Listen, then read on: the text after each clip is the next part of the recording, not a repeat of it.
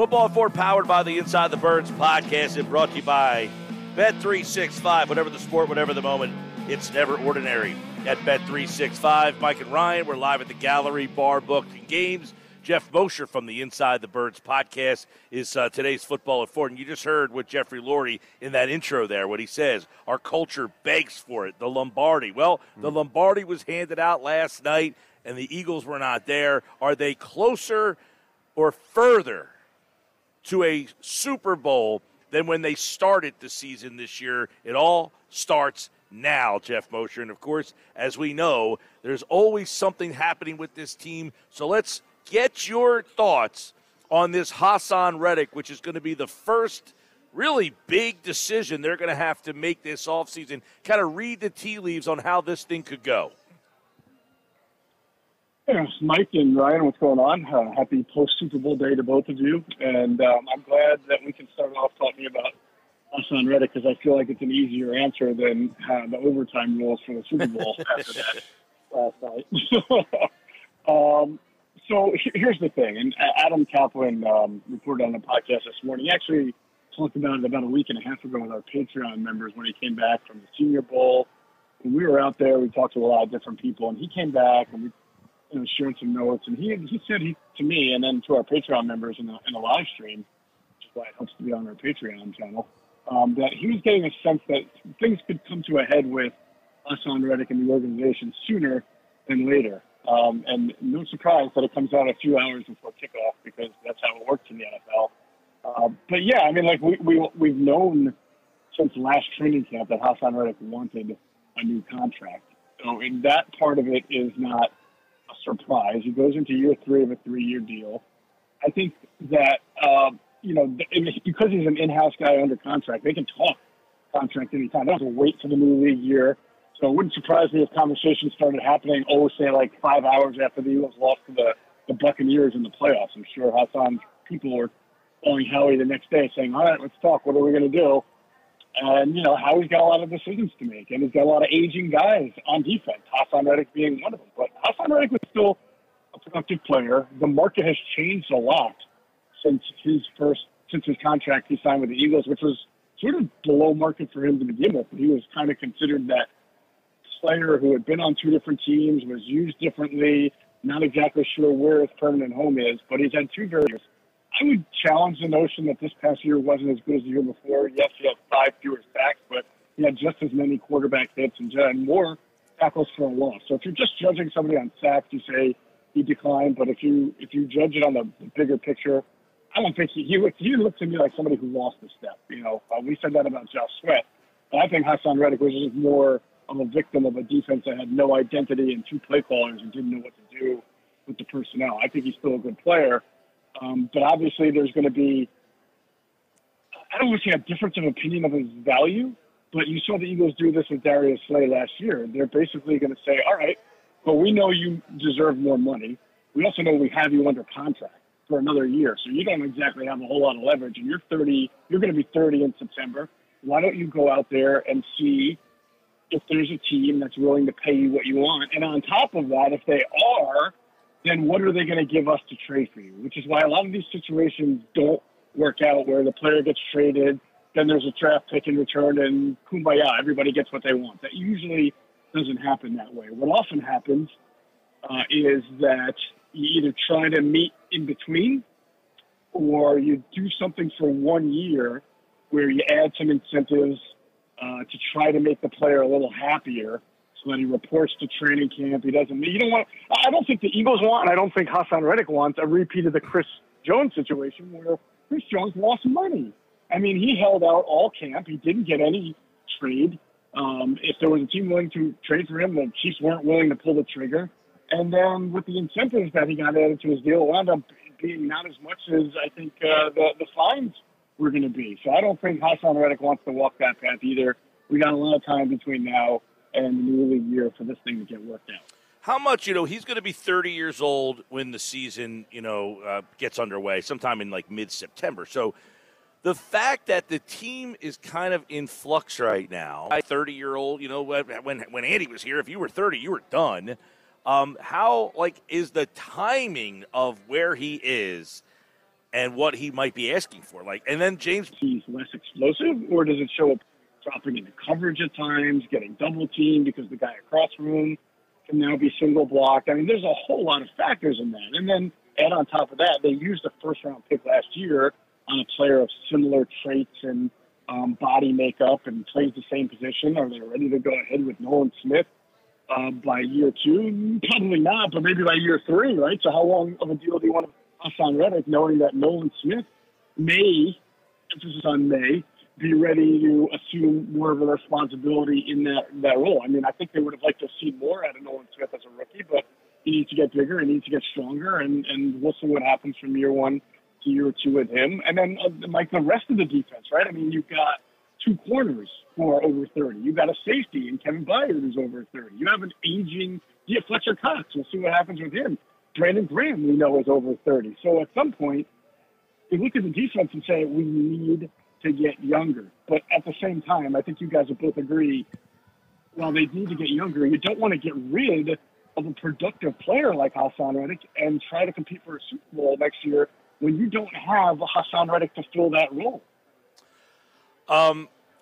If I were to ask you this question about Vic Fangio, if Vic Fangio, forget what if he thought Reddick, is Haason Reddick the type of player that Vic Fangio needs or wants to build his defense around?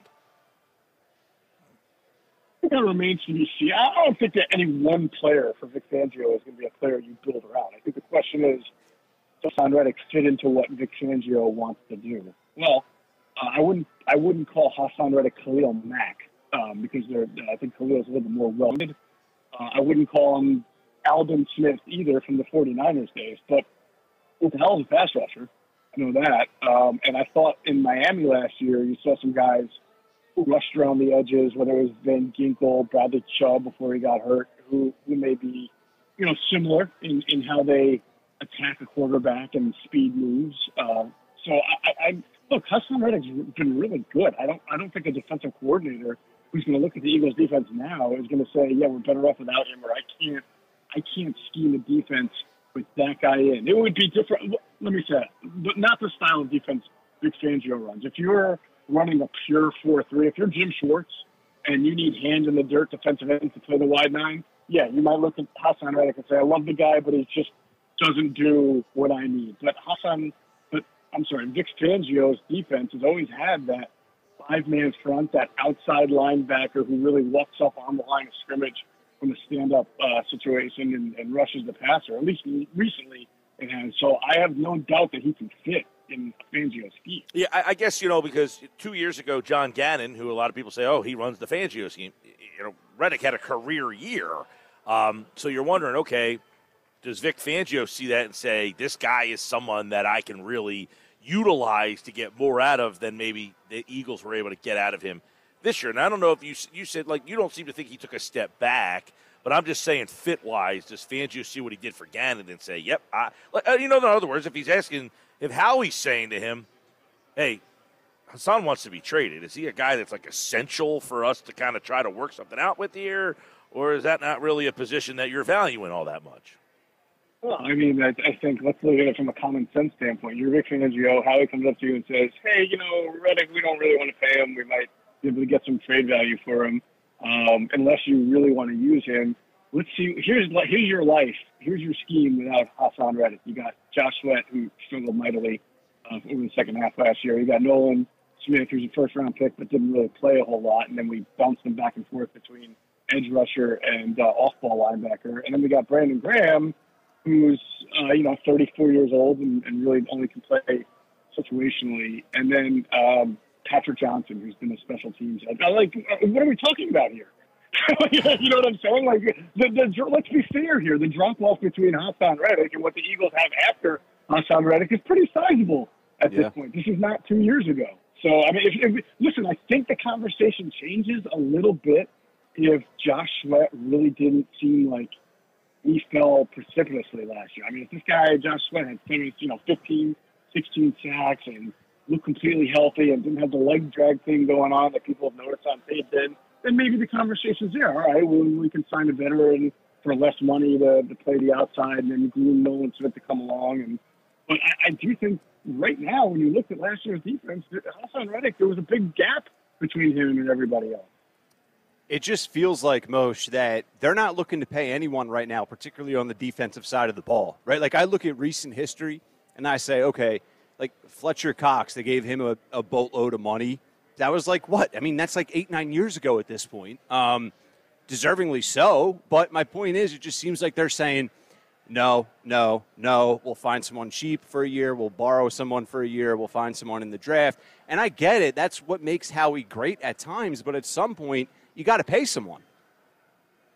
Yeah, I mean, that's fair. I mean, I guess you're looking at Javon Hargrave, who was certainly a productive and talented player, and they let him walk for a huge contract. But, I mean, they did bring back both of their corners, right, on new deals that were more market deals for both of those corners. They let the linebackers walk because that's what they do. They let the safeties walk because that's what they do. Haason Reddick is an edge rusher. This is a premium position in the Howie Roseman lexicon of, position value. So I don't think that they're going to take the same tack. Just discard him easily. Again, I sort of think that we're very early in the process.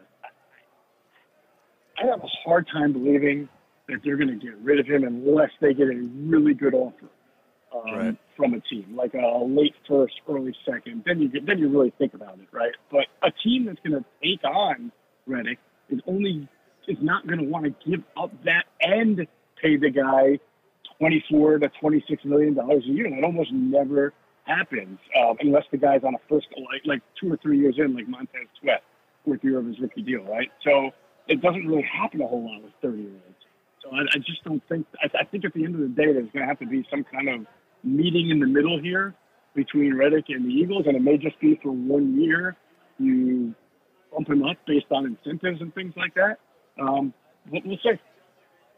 What's the plan? Like, what do you think the plan is here to get this defense where it needs to be? And, you can factor in Haason Reddick returning or possibly not returning, however you want to look at it. But I think either way, I'm curious, to put it nicely, what the plan is to improve this roster, particularly on defense.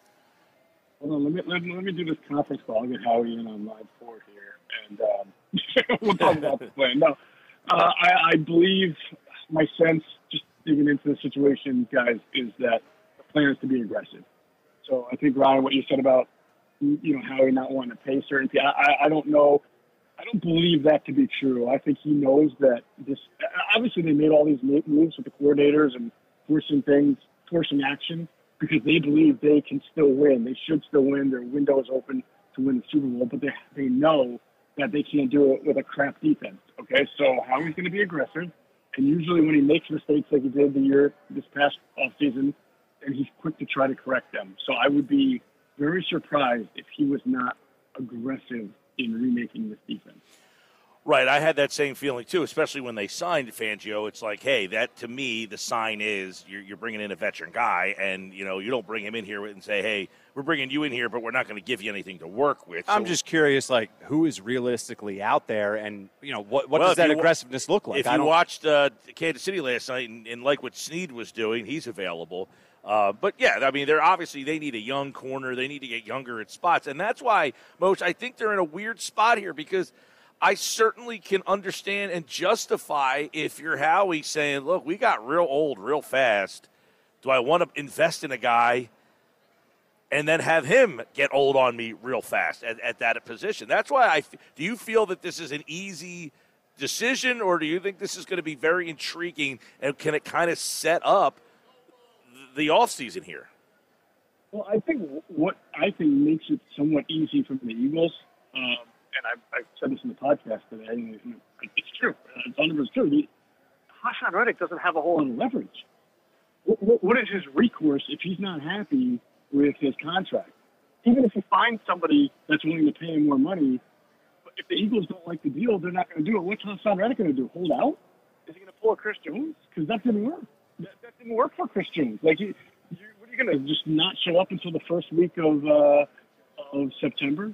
And you get no training camp, you get no OTA, so, what are you going to do? That's really his only recourse is to not show up for training camp and OTAs, and I don't really think, the way the Eagles practice, I don't really think they care if their best player on the defensive line doesn't show up for OTAs in practice. They know he'll be there September or whatever, or in Brazil when they open the season, and I would imagine they'd expect him to be a pretty good player next year.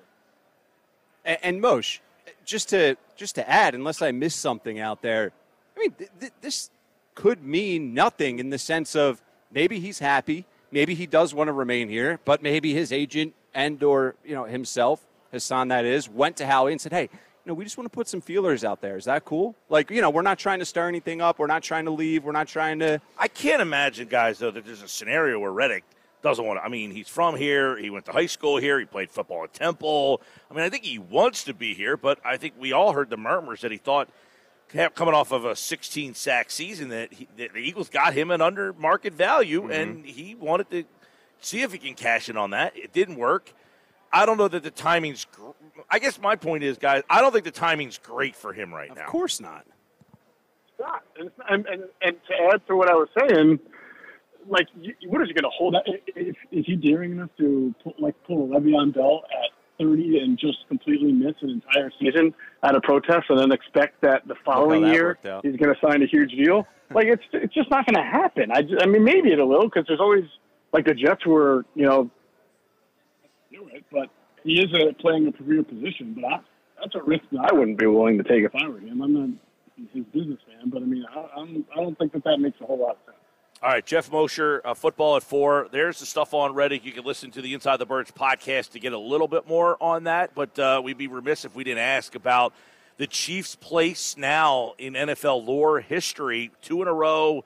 Obviously, the way that game went last night, the overtime situation, a slow start. It went from a boring game to an epic ending. What do you make of Super Bowl 58 as it closes out the 2023 season?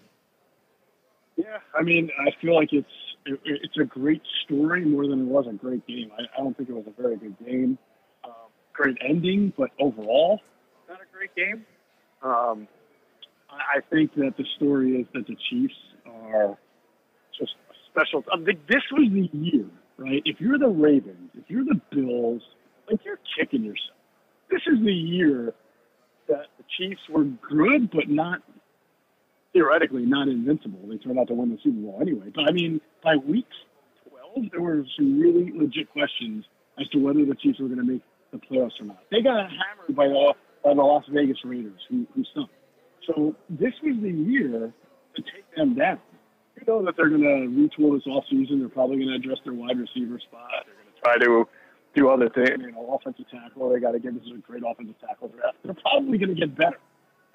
So it makes me think that this team is going to be chasing that New England record there of all with the 9 Super Bowls that they went to with Brady and 6-3. I mean, look what they have accomplished just in Mahomes' 6 years.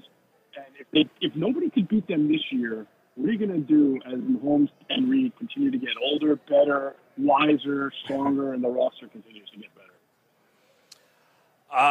We're watching something kind of cool happening right now, and that game last night adds to it with the way it ends is overtime, and then, of course, all the talk about the overtime rules. We saw it for the first time ever, and it ended the 2023 NFL season with the Chiefs, and now the offseason for everybody begins, and we'll be covering it here on Football at 4 with the guys from Inside the Birds. All right, Geoff Mosher, looking forward to free agency, a month from today, right?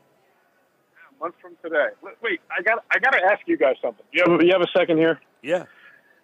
All right. So overtime, because I'm still trying to wrap my brain around. Did you guys think that if the Chiefs still had the ball when the time hit 0-0-0, no, that the game was over, or that they would just?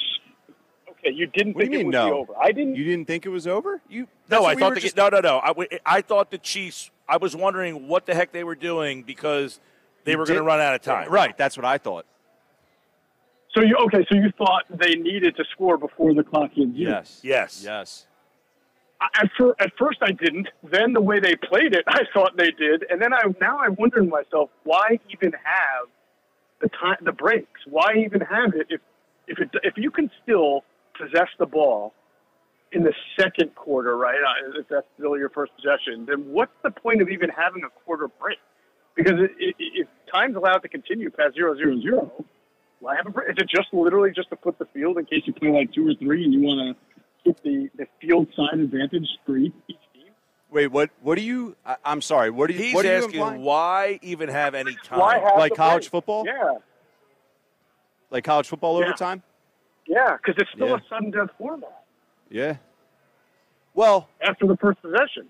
it is, but it isn't because a touchdown – it's not a sudden death format because you can score a touchdown first and the other team gets the ball. So what is it? I said after the first possession, it Right. becomes a sudden death format regardless of how much time is left. So I don't even understand. The only thing now that the break serves is to flip the other side of the field. Yeah, it's Right? weird. That's it. Essentially, yes. The fact is they have the time, but the time doesn't really represent anything. Well, what is time, really, you know? It's a flat circle, I was told. Yeah, right.